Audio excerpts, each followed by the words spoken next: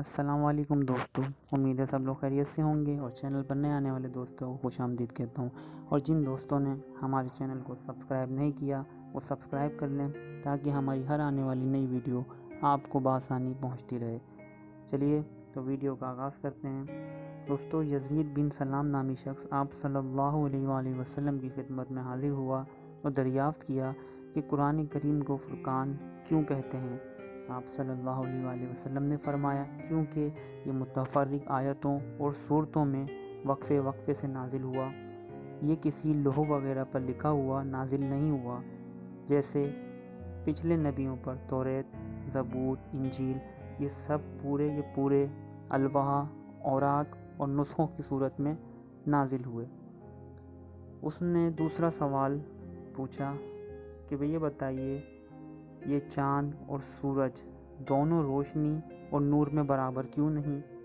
پیارے آقا صلی اللہ علیہ وآلہ وسلم نے فرمایا، جب اللہ تعالیٰ نے ان دونوں کو پیدا کیا تو دونوں اس کے اطاعت گزار رہے، انہوں نے ذرہ برابر بھی نافرمانی نہیں کی۔ تو اللہ تعالیٰ نے جبرائیل علیہ السلام کو حکم دیا کہ چاند کی روشنی کو مٹا دو، انہوں نے اس کو مٹا دیا۔ چنانچہ چاند میں اس مٹانے کا نشان کالی کالی لکیروں کی شکل میں نظر آتا ہے، اور اگر چاند کو اپنی اصلی حالت پر چھوڑ دیتا اور نہ مٹاتا تو رات کو دن سے علیحدہ کرنا اور دن کو رات سے علیحدہ کرنا ممکن نہ ہوتا، اور ایک روزے دار کو یہ معلوم نہ ہوتا کہ کب سے کب تک روزہ رکھنا ہے اور روزہ کھولنا ہے۔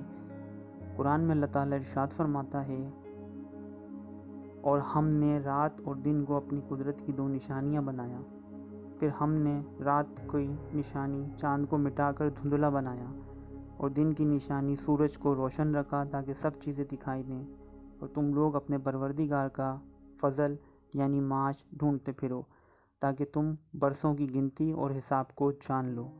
سورہ بنی اسرائیل آیت نمبر 12۔ یزید بن سلام نے کہا کہ اے محمد صلی اللہ علیہ وآلہ وسلم، بے شک آپ نے سچ کہا۔ سائل نے تیسرا سوال پوچھا، بتائیے لیل کو لیل کیوں کہتے ہیں؟ آپ نے فرمایا، اس لیے اس میں مرد عورتوں سے نزدیکی کرتے ہیں، اور اللہ تعالیٰ نے رات کو ان کے لیے پردہ بنایا اور لباس بنایا۔ چنانچہ اللہ تعالیٰ کا ارشاد ہے، میں نے رات کو لباس اور دن کو معاش بنایا۔ سورہ انبیاء آیت نمبر 10۔ سائل نے کہا، اے محمد صلی اللہ علیہ وآلہ وسلم، آپ نے سچ فرمایا۔ سائل نے پھر پوچھا کہ ستارے کچھ چھوٹے کچھ بڑے نظر آتے ہیں، حالانکہ مقدار میں سب برابر ہیں۔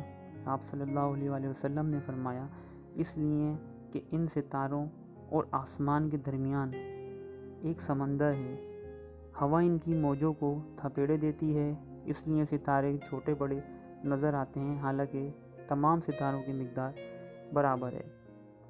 سائل نے پوچھا، اچھا یہ بتائیے کہ دنیا کو دنیا کیوں کہتے ہیں؟ آپ صلی اللہ علیہ وآلہ وسلم نے فرمایا، دنیا ادنا ہے اور معمولی ہے، یہ آخرت کے بعد پیدا ہوئی ہے۔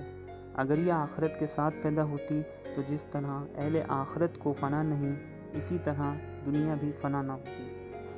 سائل نے اگلا سوال پوچھا کہ اے اللہ کے نبی، یہ بتائیے کہ قیامت کو قیامت کیوں کہتے ہیں؟ آپ صلی اللہ علیہ وآلہ وسلم نے فرمایا، اس لیے کہ اس میں ساری مخلوقات حساب و کتاب کے لیے کھڑی ہوگی۔ سائل نے آخری سوال پوچھا کہ آخرت کو آخرت کیوں کہتے ہیں؟ آپ صلی اللہ علیہ وآلہ وسلم نے فرمایا، اس لیے کہ یہ متاخر ہے، یعنی یہ دنیا کے بعد آئے گی، وہ اتنی بلند مرتبہ ہے کہ ناقابل بیان ہے، اس کے ایام شمار نہیں کیے جا سکتے، اس کے ساکنین فنا نہیں ہو سکتے۔